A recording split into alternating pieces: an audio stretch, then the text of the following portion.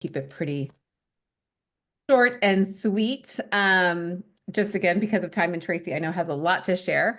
And then we'll share a little bit about NAWBO, and then we will introduce our wonderful speaker today and move along. So I'm just gonna, like I said, I'll start. My name is Morgan Gonzalez. I am the program's co-chair with Olivia of NAWBO Sacramento, and I am also a licensed esthetician and makeup artist. I own my own brick and mortar in the Sacramento area.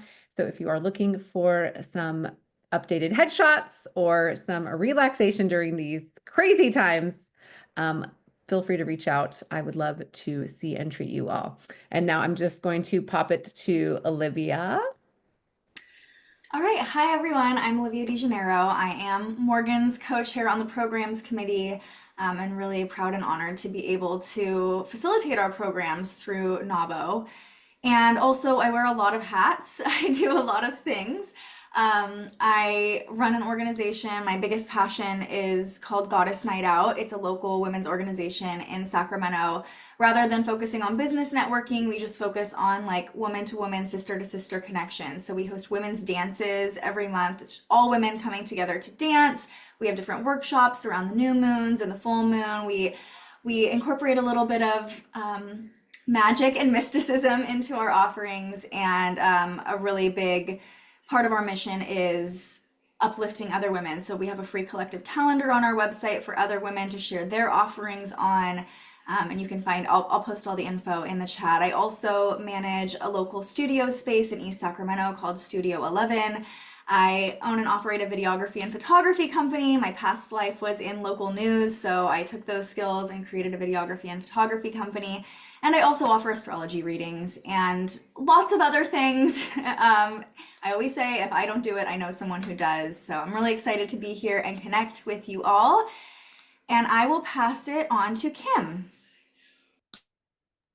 Hello, everyone. I'm Kim McLaughlin. I am a licensed marriage and family therapist in the state of California. If you're feeling frustrated, overwhelmed, and life just doesn't feel so good, I am your girl to help you get back on track and feel better about life. And there is a heck of a lot going on. That's why I'm happy to hear Tracy talk today.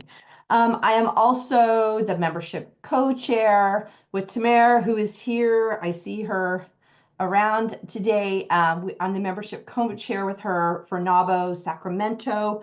We help make sure that everybody feels welcome and understands about what NAWBO is. And this is one of the benefits of NAWBO, is that we have Tracy, who gets to talk about the DEI things that are going on, and that we have these lunch and learns on a monthly basis. So I want to invite everybody. I'll put my information in the chat so you can contact me if you're interested in membership and want to get to know more what we're about. Thank you. I'm going to pop it over to Telly. I'd love to hear who you are. Thank you. Thank you. It's nice to be one of the girls. So I work for Insperity. We are a company that helps small and medium-sized businesses. It's a hire to retire technology that helps with payroll, benefits, workers' comp, HR to Tracy's expertise, compliance, leadership development. So it's an all-in-one solution that is really good for small and medium-sized businesses. I like to say we take big business resources and bring them down to small businesses to help them not only grow, but kind of get out of their own way and get out of the weeds of running their business. Oh, do I pick now? Okay. Eeny, meeny, miny. I'm going to go with Kelly since it rhymes with Telly. Hi, I'm Kelly Kugas. I am a physical therapist. I own a PT clinic called All Bodies Physical Therapy. So I specialize in pelvic PT. So I treat bowel and bladder disorders and pelvic pain and prolapse and all of those fun things. My clinic is weight neutral and gender inclusive. So I do a lot of work with like LGBT community, but I literally treat all bodies. So I will pass to Gwyneth.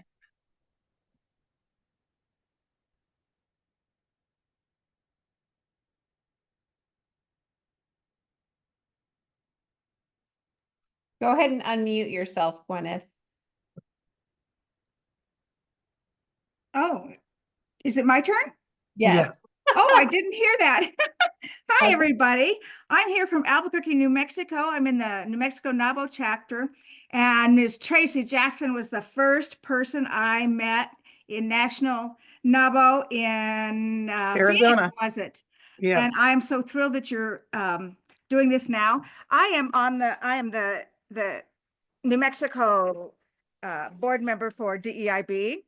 And it is my passion in work and life.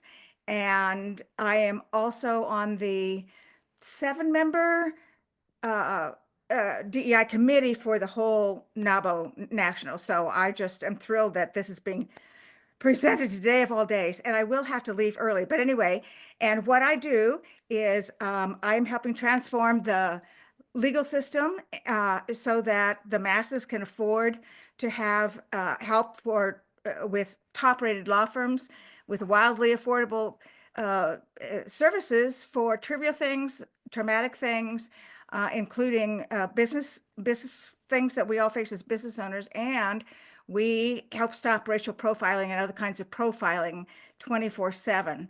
So I'm real proud of what our company does, and I'm thrilled to be here. So thank you all.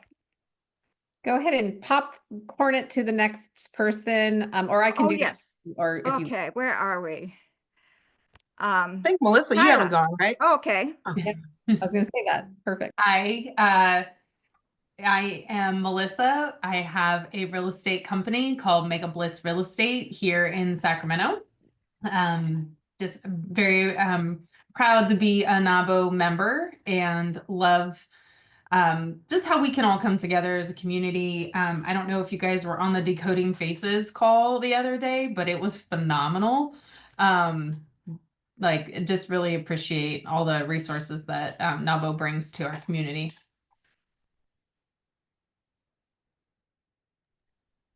And I will send it over to, let me just see, Christina. Christina McCain. I posted in the chat. I have a one-woman consulting firm. I'm based and work from home here in Sacramento, California. I work on climate policy and climate related to land use change and natural managed ecosystems. I'm also born and raised in Albuquerque, New Mexico. So nice to see you, Gwyneth. And I'm going to be taking on a new role in a leadership position in a startup. So I'm sort of here thinking about both wanting to learn about this topic in general, and of course to lean into it at this time politically, and as well as thinking about how I can take this learning and take it further into my new role. Great. I'll just popcorn it for you. Your name is not showing, but Sorry about that. CBHN. That's Sandra. Sandra. Sorry, I was looking for the unmute button. Hi, my name is Sandra Simpson. I am the Business Operations Manager with California Black Health Network.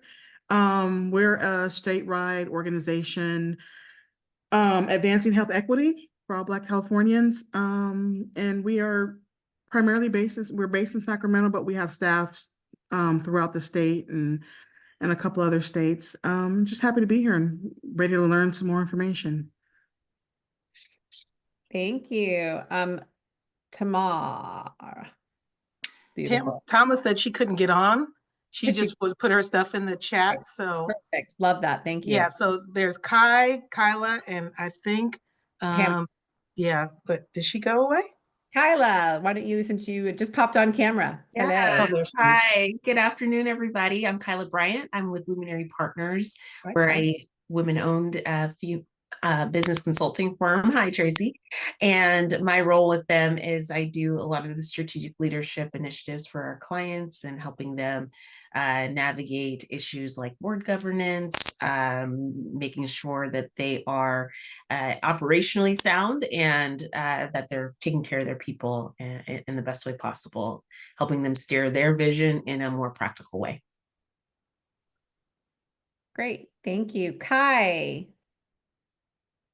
Hi, my name is Kai Ventura. I am a senior learning facilitator at Safe Credit Union. I am with an emphasis in DEI and B. So I'm here today to learn more about DEI and B. Also, I want to be Tracy when I grow up. So I'm mostly here to see Tracy crush it as usual. So thank you so much for the invite. Love You're it. so sweet, Kai. And last but not least, Pamela, you just hopped on. We're just sharing a little bit about ourselves before we hop right in. All righty. Apologize for being late. I was coming off of another webinar. I'm actually a NAWBO member in Fresno. I live in the Fresno Clovis area.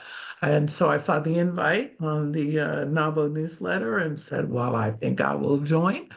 My firm is called Stellarverse Consulting Firm, LLC. We are a healthcare administration operations, healthcare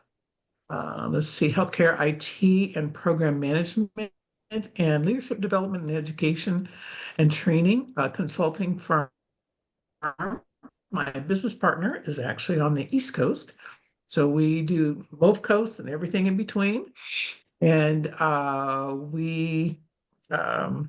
and I am on here because I'm actually a certified diversity executive. So I have been listening to everything that is DEI for the last 4 to 6 weeks because I want to ensure that it stays alive and well. And even if whether we change the name or not change the name, I don't care. But I want to make sure that the principles and the work that still needs to continue continues. Perfect. Thank you so much, Pamela. So now I'll just share a little bit about NAWBO, who we are for those of you who don't know. Sounds like most of you do. So I will keep this very short and sweet because I know Tracy has a very tight and robust presentation. So NAWBO, as you all know, is the National Association of Women Business Owners. We have chapters all over the United States, and we are part of the Sacramento chapter. As Olivia mentioned, we have people that do advocate for women business owners at Washington, D.C., at the legislative level. Woohoo! We also have events here in Sacramento that I really think Olivia and I's focus is to nurture and harness the meeting each other in real life, learning from one another. That is our main focus, to really strengthen relationships and in-person networking with our Thriving Thursdays that happen the 4th Thursday of every month. Of course, you are all currently on a Lunch and Learn, which we invite speakers to come and share their information, their knowledge with the group.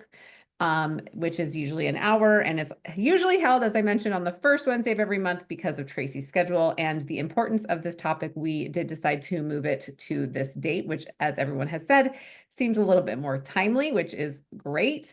And we also, Christina, our president, would probably kill me if I didn't mention, but if you haven't signed up, we have our OWL Award Gala that is happening next to Saturday, March 8th, which is also Women's International Day, at the Hyatt downtown Sacramento. If one of you ladies would mind sharing the link to sign up for those tickets in the chat, that would be incredible. But if you have not purchased your ticket, it is a wonderful event. You get to get all fancy, dressed up. That's what I'm looking forward to, and honor women in our region for all of that they do. So without further ado, I am going to do a quick intro to our wonderful speaker, Tracy Jackson, who is here, as you all know, to share her insights and sounds like some timely news and information on DEI-B. Tracy is a highly engaging human resources leader, executive, and speaker. With over 20 years as a business leader, she has extensive knowledge building and overseeing top-performing teams and department as VP of HR or CHRO in large organizations. Tracy holds board seats at Showline Health, American Leadership Forum, the Mountain Valley chapter, and of course, National Association for Women Business Owners here in Sacramento. She is also a member of official Forbes HR Council. Tracy received her bachelor's degree from San Diego State University, go Aztecs, achieved the designations of Senior Professional in HR, SPHR, and Senior Certified Professional from Society of Human Resource Management. Woo! She holds a Diversity, Equity, and Inclusion in the Workplace Certificate from the U of S Florida Muma College of Business, and a DEI certification program with University of Georgia. You are a busy woman. Tracy has been an executive at many prestigious and reputable organizations. She is also a dedicated member of Zeta Phi Beta Sorority Incorporated. Woo! Yeah, I'm with Kai. I want to be like you when I grow up, Tracy. And I'm just going to turn it all over to you. Well, you said a lot of what I would do in my intro, so I'm going to skip that. And I know most of you all. So thank you all for joining. And I also am the chair of NAWBO for DEI and for governance. So we're going to take this journey. I'm going to go a little bit faster than I might normally in a presentation, just because we're a little short on time. So couple of things is nobody has all the answers, not even me. So I just want to make sure we put that out there that, we want to have a really good conversation today. And so everybody's going to have different experiences. And I just want to acknowledge that. And if you have a question that you don't want you don't want to say your question because you don't want your name read or heard, just put it in the chat to me. I will, at the end, read your question and answer it without saying your name. So don't worry about doing that, but I'll do the best I can to answer those. And just know that this is not legal advice and all that kind of stuff, the disclaimers. So we're going to talk about today, what is DEI? What is DEIB? Why does it matter? And how do we move forward for what's going on with the new administration? And how this is impacting corporate America? And then for you all to figure out where you stand on this issue. So a lot of people, when they think of the word diversity, is a word that's under attack. And I think when many people think of diversity, they think of it very narrowly, but diversity just means everyone. Every person is a member of diversity because there's not regular people and other people. It means that everything that everybody encompasses is everybody's a member of diversity.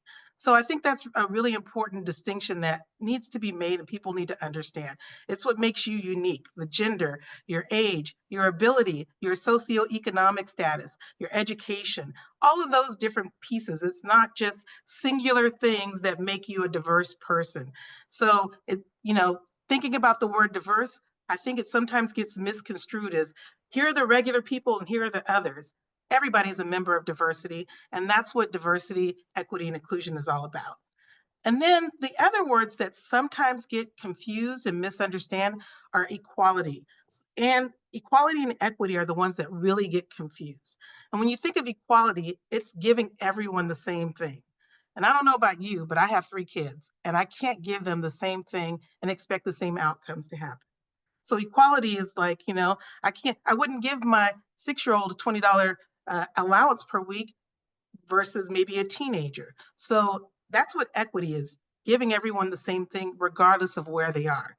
Equality is level setting them. It's my daughter, my youngest one, who has a 8:30 bedtime, and then the teenagers have one at 10 or 11. So it's giving them what they need in order to be successful. So it may be this may be the time that you have to fix some pay scales. Like, say, for instance, you have 5 people in the same role and you realize, wow, the women are not being paid as much, or vice versa. You might have to give them more to make up the difference, so you're not giving everyone the same thing. So that's equity, making sure that people are all being able to operate fairly, and it may mean giving people different things. So if a person has a wheelchair, they may need the elevator. Not everybody does need that, but that's what equity is. Inclusion, you can see it breaks down all the barriers so that everyone's on a level playing field. So there aren't any barriers. And so when you think about DEI, DEIB, that's what we want, is we want there to be those things that are taken away that are barriers that are preventing people from getting to where they want to be. I don't know if you've heard in the news in the last year, recently, in the last few months, there's a school in Japan, a medical school, where they had actually purposely been rejecting all the women, and they've just settled on that were scoring much higher than men, but they did not want women to be lawyers or doctors. And those kinds of things are still happening. So people think, oh, this is in the past. It is not in the past. These things are still happening And they're happening in America, they're happening in your city, they're happening in lots of places. So just keep those kinds of things in mind to help you distinguish between what these things are.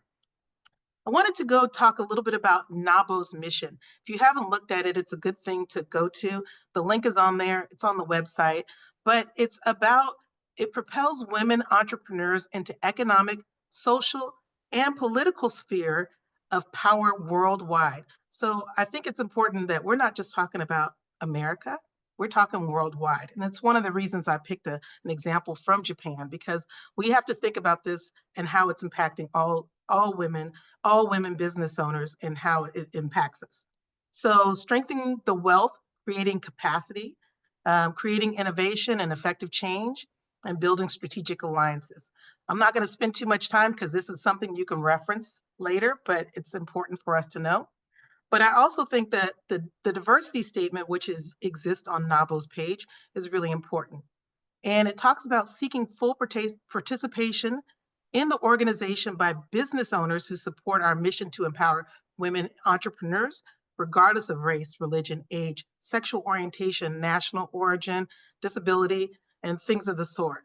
And so, since we are representing NAWBO, I wanted to bring those forward to talk about why this is important to us. Now, you as an organization also need to determine what your values, your mission, and vision are. And so thinking of the company values of your own, your organizations that you represent, they're a set of ethics and principles that govern the decision-making and actions. And so if your core values should determine how you behave. And even if there's not like a written policy specifically, you should be able to come up with a conclusion on how you behave based on your values.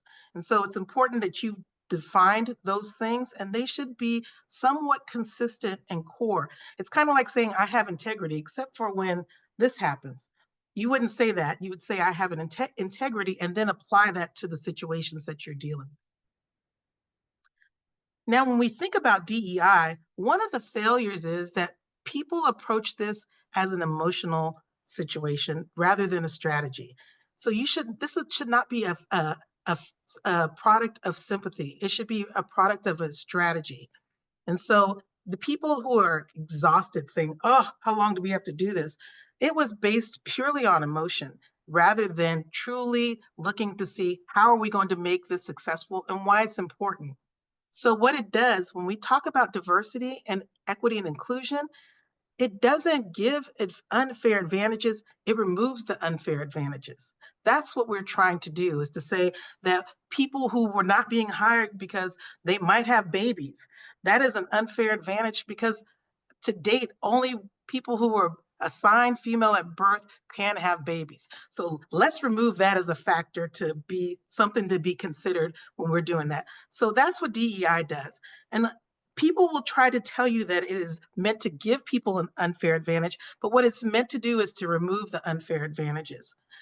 So, and there also needs to be an understanding and commitment addressing why and how this strategy went into place. Otherwise, you easily abandon it. Again, if something's based on emotion, you can only be so invested emotionally for so long in something before you get tired. You know, I think when the war was happening with Ukraine and Russia, it was very heightened, sensitivity. And now people are kind of exhausted because that's based on an emotional response. If it was just based on George Floyd or what happened to a person, you can only hold on to those for so long. But a strategy, a business strategy that talks about how you're going to be successful, people can be dedicated to those and know the steps and the actions on making sure that those things are successful. So if your financial sustainability requires you to comply, you have to make some decisions. And I know that that's one of the things with the new administration that we have in the presidential, who's in the new presidential administration, that they're threatening, and they have removed some of those, but you have to make some decisions about what the cost will be, what the short-term effects will be, and what the long-term effects will be. But I think it's really important that, again, we talked about values, your mission and vision, and how things should be decided through that.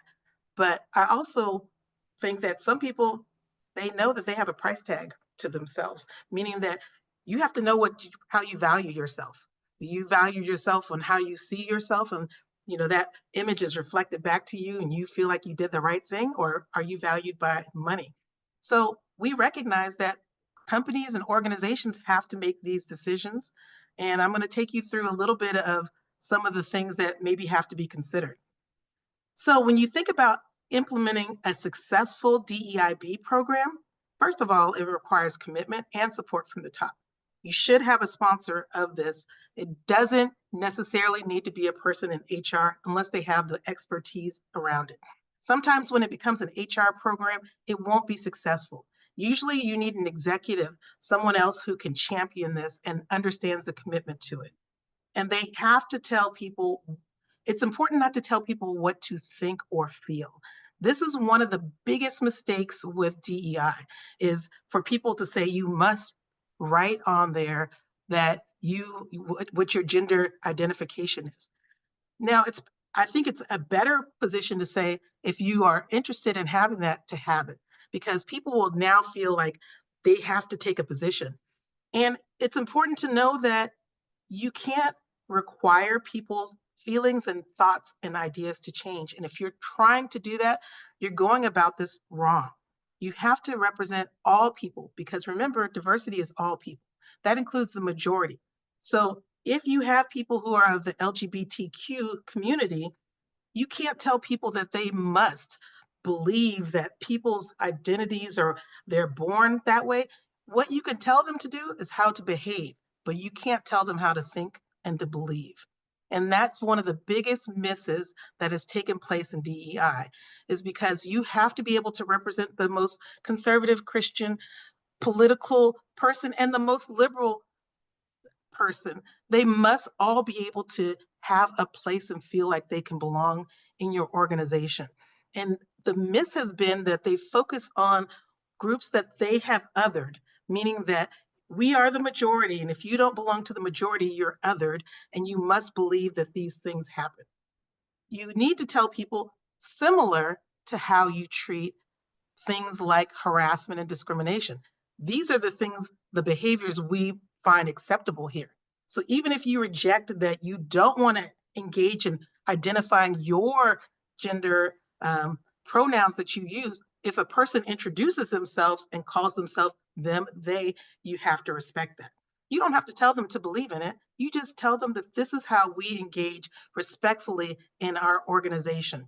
And again, this is where people feel violated, is when they're told what to think or feel. And that does not properly represent what diversity really truly means and embraces.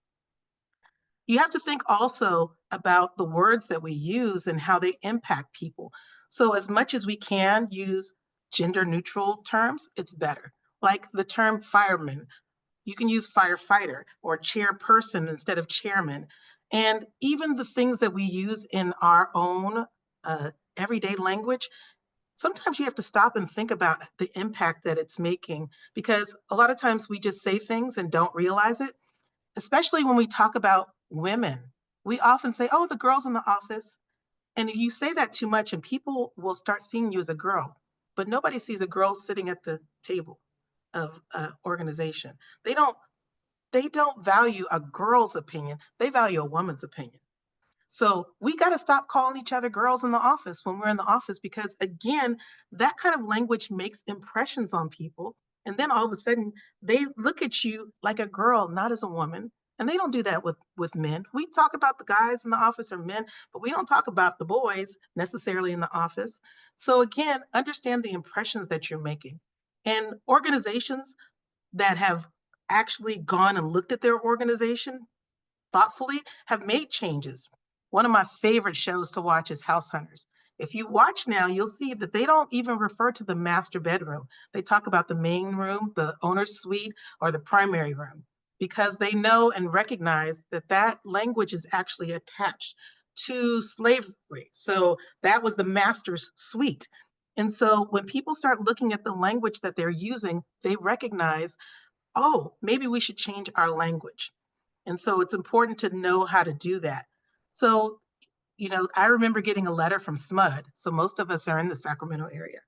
And they they had their letter talking about my solar. I have solar. They said, we're now no longer calling this a grandfathered program. We recognize that that language is attached to Jim Crow laws. And we're now using the term legacy. And that is now the language that we can replace that with. And when people do make an incorrect statement or reference to some group or person, we have to be careful not to go to cancel culture, because people will often say you're wrong, you're mean, you're horrible, and attach it to value rather than treating it as a learning opportunity and coming up with some neutral language to say, hey, do you mind if I share something with you about that word? This word is attached to this, and here's a newer word to use, and giving people an opportunity to recover. Now, that doesn't mean that if they repeatedly make the same kind of errors, you don't address it, but you have to take it and treat it from an educational perspective so that people feel like they have the opportunity to grow and learn rather than to be condemned when they are using language or something that maybe is not going to be representative of your culture. So keep that in mind. You also need to have a strategy to accomplish the goal and understand what the goal is. Sometimes goals can be a journey. Like, we want to continuously, if you're a bank and you want to continuously grow, but you should know that there should be milestones in there. We want to be able to say that our executive team looks more like the local the local population. And so in 20 or 30 years, we want to be able to have these incremental markers to show how we're growing toward that and help people to understand what those strategies mean. And also make sure you have respect for all. Again, we don't want other people. And even be careful, when I hear people say things that are unintentionally othering people, they don't realize it. Like when people say, this person's half Asian, they don't realize that what you're saying is that the rest of her is regular. So if you're describing someone, you want to say this person is half Asian and half white, because you're not saying that, or you're only saying identify yourself if you are a member of the LGBTQ community. You should say people should identify, excuse me, their sexual orientation and list all the different ones that are available that you want people to identify. Instead of calling people the others, where those other people need to identify themselves, we need to, again, think about diversity means every single person and where they fall into this group. And I think also if we help people to understand that, I don't think anybody wants to feel like, number one, they don't want to feel like they're diversity hire.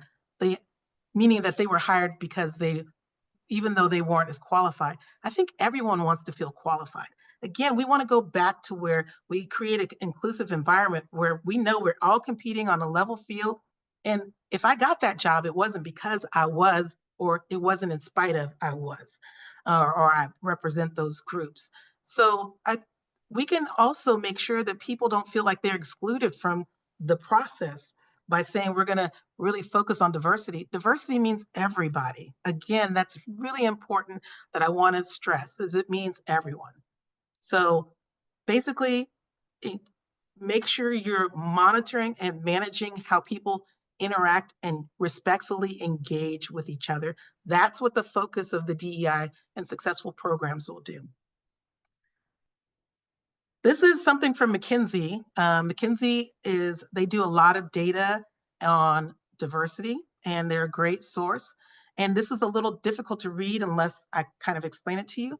So they've created more opportunities over time.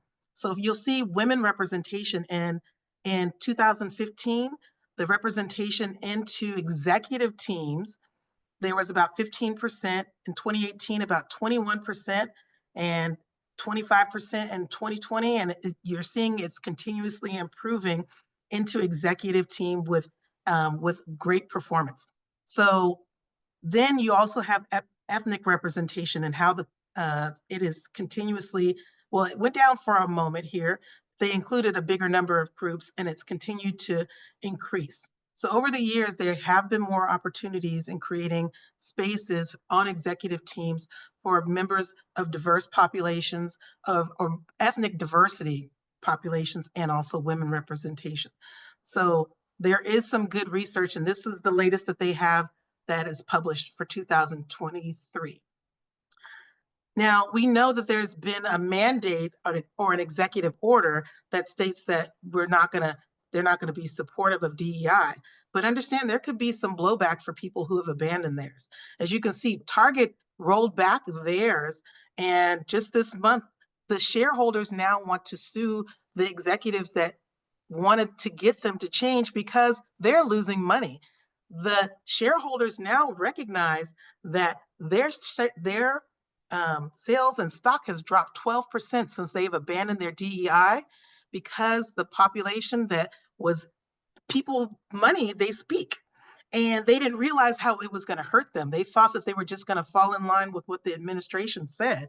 But again, this is actually hurting them by abandoning their DEI program. So people who are abandoning it may have some bad repercussions too. So if they're thinking they're going to stay profitable by getting rid of it, they may have another thing coming. The next one, Coca-Cola, is standing firm. They have committed to stand firm with DEI. Initially, Pepsi did too, but they've decided to scale back their DEI program because they think that they're going to capture some of the federal money that comes about. But I'll tell you what, my husband, when I talked to him last night, he says, I guess Pepsi's gone. And people will start making decisions with their dollars. And so Pepsi might win even short term. Some of these people who are abandoning their DEI will probably have some of them may have short-term gains. But remember, these are not going to be long-term, because the majority of the population, based on Pew Research, is supportive of DEI and working in diverse environments.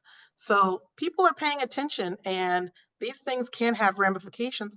And when you're thinking about products and purchasing, using your purchasing power, you might want to start thinking about the organizations that are supportive or that fall in line with your values when you make decisions about how to spend your dollars. Another company I want to talk about is Costco. Costco is full in, and they have rejected an anti-DEI, and they believe that their CEO, and you'll see this is just recently, there's messages to their shareholders is it has been incredibly successful for them. They believe in it, and their sales have jumped 7.5% in the most recent time as a result of it. And their stocks have soared 36% in the last 12 months. They've really pressed into DEI, and we're going to go get our Costco membership. And they've actually had lines outside the door to show support for Costco because they're still supportive of DEI. So there's a lot of information that's showing that the DEI strategy is still profitable and means a lot. JP Morgan, this is just yesterday or this week. They are reaffirming their commitment, and they're the largest US bank, and they fully believe in it. So their CEO says that they're going to continue to do this. They were just on the news this week and saying that they'll continue their outreach to the different various groups.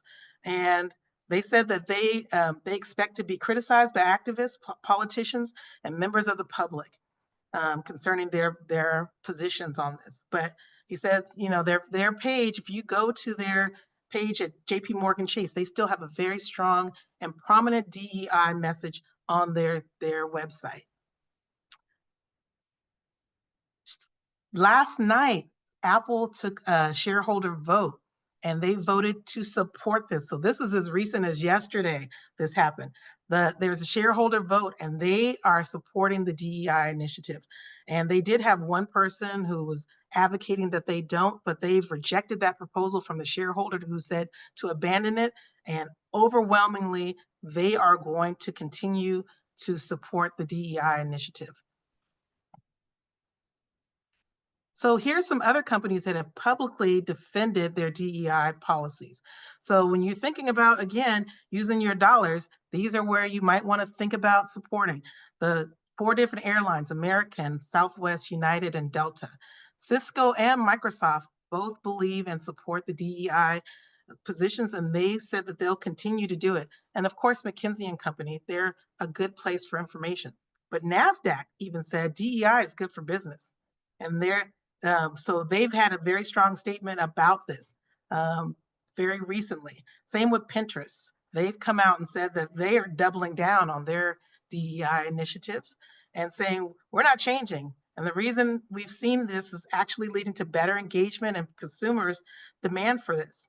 In the NFL, you see there was a lot of talk about what happened at the NFL with the person that they chose to do the halftime report, but they are standing firm in these things, and they got criticized by people from Wall Street right before the Olympics, or excuse me, the Super Bowl, and they still said that no, they're committed to this.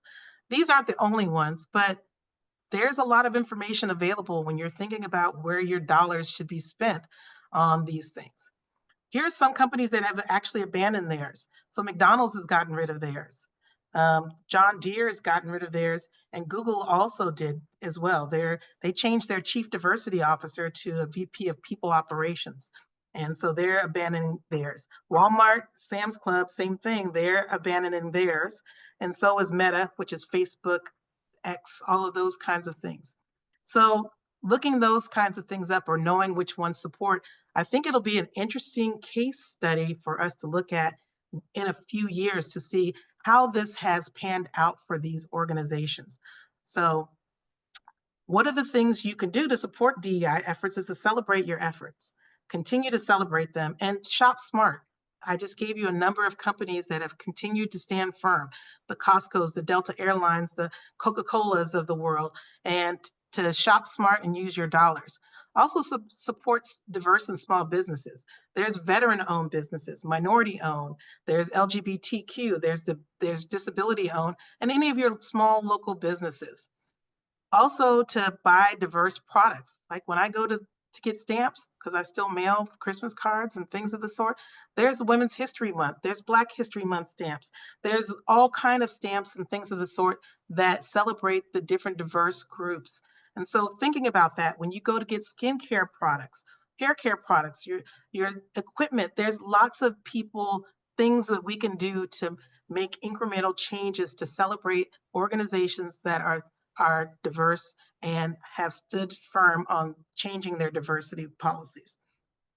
There's also a movement which I think that every individual should make their own decision about, but on February 28th, they're calling it an economic blackout. So that's Friday, where there's a grassroots effort to not spend money on that day to show the economic impact that people can have in their dollars and spends to help people to understand that we don't support this rejection of the DEI, but again, do your research and find out if that's something that falls in line with your values, because I think it's important that we do that. And to celebrate now, like we're right now in Black History Month. We are going into March to Women's History Month. We're going to have Cesar Chavez Day to celebrate all the different diverse groups that we have. We need to continue to celebrate and advocate for those kind of things. And I think it's really interesting to hear everyone talk about what they would have done during Jim Crow, what they would have done, but now is what you would have done. And it's important that people recognize your time is now for what you hope that you would have done instead of sitting on your hands. So when we think about all these different things, now is when we have that opportunity. History will talk about this, and it's hard for people to understand the historical perspective. Those people who were yelling down people at the counter, they didn't know how that would look in history. But I think we have a really good perspective of how things will appear in history, whether we made the right decision and how it impacted us, whether it was to stand firm, and again, or we decided that they said it's against the law now, so we're not going to do that. Well, it was against the law for women to vote for a long time. It was against the law for lots of things to happen for a long time. And the only reason why those things changed is because people stood up to the people who were making those laws and rules. And I want to tell you guys a story about somebody, which I know is like a shift, but let's talk about Betty White. I don't know if you guys know the story about Betty White. She's got plenty of stories, but I'm going to tell you guys a story about Betty White. And if you walk away from this presentation only remembering this Betty White story, I'll be happy. So 1953, Betty White was the first woman to produce a sitcom, and then she got her own variety show. So it was called The Betty White Show. In her time there, she also was given creative control of that show. So it was the first time in American TV, in TV history, Betty White featured an African-American performer. First time in American history. His name was Arthur Duncan. And she was highly criticized about this. And the public made it known. Remember, this is pre-Jim Crow laws. So it was, segregation was legal. All kinds of things. This is before the Civil Rights Act, 1953. She got all kinds of threats. People from the South were boycotting her. NBC was telling her to not do it. And then Betty White decided, I'm giving him more time, as a matter of fact. So she gave him more time and pushed against what the criticism was against her. And even when she decided to respond to the people who were criticizing her, she said, I'm sorry, but he stays, and live with it. And that was Betty White's, what she stood firm for. And she ultimately got her show canceled because there were backlashes against her. And so what Betty White did, she connected this guy, Arthur Duncan, to Bob Hope, and he became the first African-American performer on the USO tour. And he got to go around the world with the troops. Then Lawrence Welk found him, and then he became a regular and a star on Lawrence Welk's show. But it was all because Betty White stuck her neck out, used her privilege, even though women were not necessarily in a position to establish that. But Betty White broke barriers. And basically, we just basically need more Betty Whites in this world. People to stand up and stand up for what they believe and do the right thing. And, you know, you can tell Betty White had all kinds of her career. When that lady met her final resting point, I bet you she felt good about her contribution to this world. And so I want to leave you guys with this statement: is well-behaved women rarely make history. And it's interesting because I thought this, but this is often credited to Eleanor Roosevelt, but she was not the originator of this. It was a Harvard professor earlier, a woman Harvard professor named Laurel Thatcher Ulrich.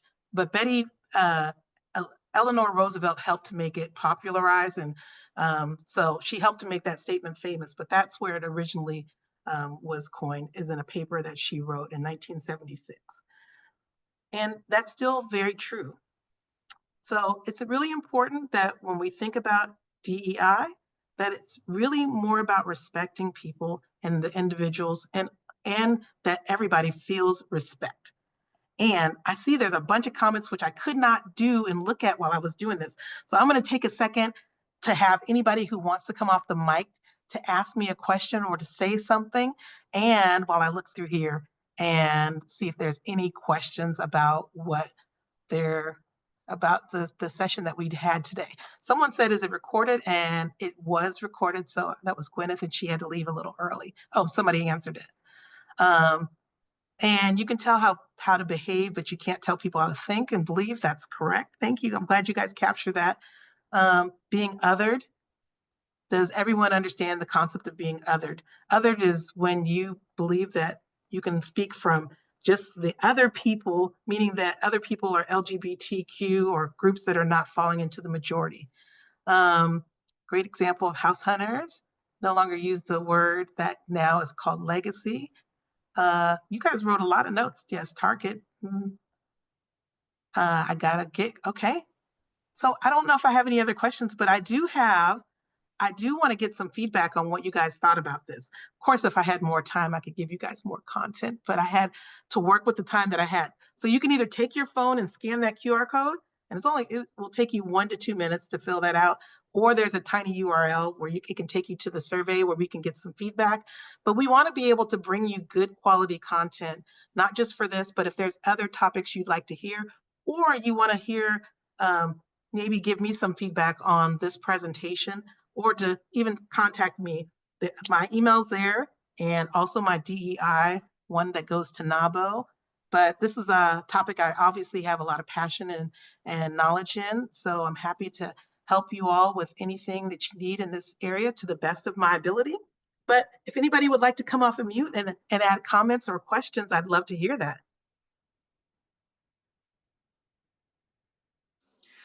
Also, I'm going to pull some random people. If you guys like, I have like pens with lights at the end. So if you guys, I'll pull, like, whoever does this survey, I'll pull like some random people and send that to you guys.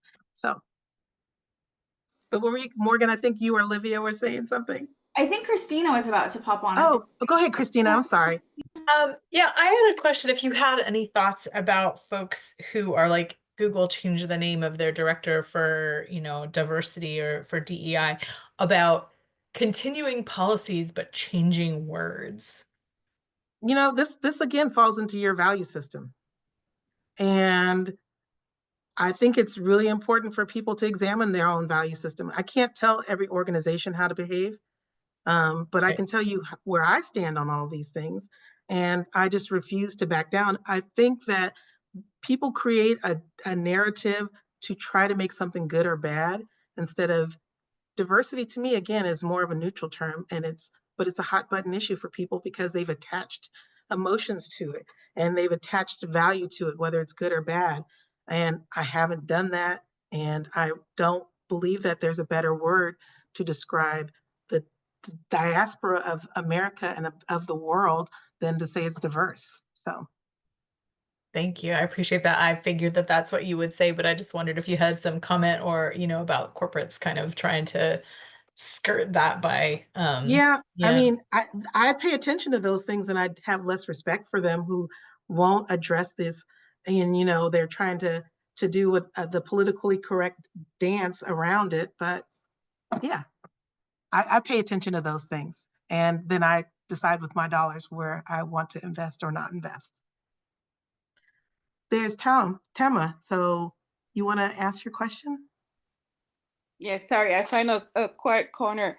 I have a question because I am part of the VFW, and also I deal a lot with the military department here, and we fall under DEI, and we didn't know that. So a lot of funding for Veterans. military and veteran service that are being cut, and we don't know exactly how to deal with that because we are here to serve the country and protect the country, National Guard, Air Force. So like we're having like a internal war with the federal government now.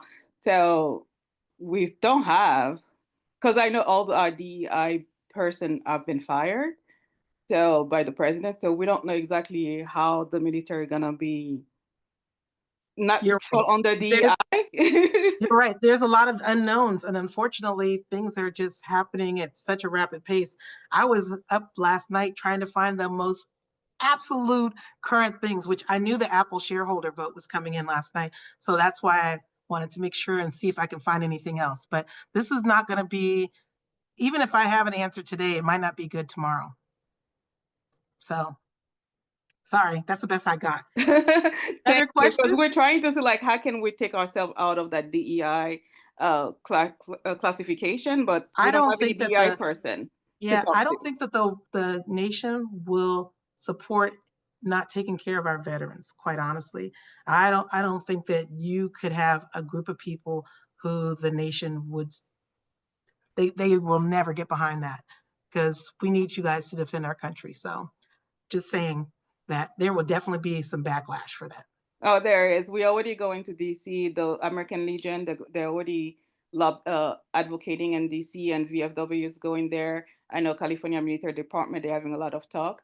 So yeah, we didn't know that being in the service, you are a DEI person. We're like, we didn't know. Well, there are other that questions? was a great presentation. Thank you, Tama. Anything else? Any questions? Any other comments? I wanted to ask a question, or maybe it's more of a statement, but it's interesting what Tama just talked about was like I'm really having trouble with it. It's so offensive that if you're a woman or you're Black or you're other by how you look, right? That it's like this automatic statement by some people is that you're a DEI hire. I think what Tama was just talking about, but like it's so offensive. And I just want to say that out loud. The thing the thing that I liked about what you said, and it really struck me, and there was the quote in there, is that you can tell people how to behave. Don't yell at me, or I can't, you can tell them how to behave, but you can't tell them how to think or what to believe. And I think that was Yes. a huge takeaway for me, because that's actually what I think people respond negatively That's what to, they've is been like, most offended don't tell me by. what to think. Don't tell me what to believe. Don't tell me. It's like, I wasn't. And so if we come from the place of the behavior, that we Yes. can respond to the behavior, Yes. I think that's a more empowering kind of position. So thank you for that. I really like that quote from you. You're welcome. Thank you. Anything else? I just really quickly wanted to hop on and share that at one of our last in-person board meetings for NAWBO, we were chatting just about some of our internal structures, and that's the first time I ever heard Tracy share that the word grandfathered is no longer really a respectful or appropriate term to use. And I just want to share that how Tracy addressed that as the DEI and governance board member was so refreshing in the current climate that we live in, because there was no, I think a lot of us, or I'll just speak for myself, sometimes it can be like, oh no, we did something wrong. Like, we offended someone, we hurt someone's feelings.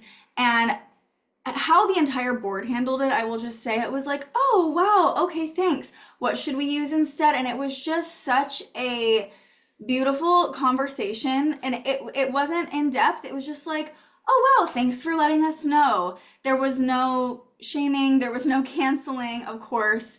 And it just really empowered me as a leader and a business owner to kind of take that same approach when maybe I'm informing other people in my life, not even in business, in my life, right? About maybe updates on perspectives or how the world is evolving. So I just wanted to say thank you for that, Tracy, for being such My a pleasure. beautiful example. And in this presentation as well, just encouraging us all to, I think Christina said it beautifully, like, really appreciate your emphasis on respect. So thank you for that. You're welcome. And thank you guys for joining today. And hopefully you guys will do that survey for us so we can continue to provide you with valuable information, and give me some feedback so I can do better for you. Yes. Thank you so much, Tracy. Thank you all. On the Thank you term for of joining. respect, we will Thank respect your you. time. Bid farewell. Thank you so much. Thank you. And we hope to see you at next week's Lunch and Learn, Wednesday, the 5th at 12 noon. Have a great Thank day, you, everybody. Pamela. Tracy.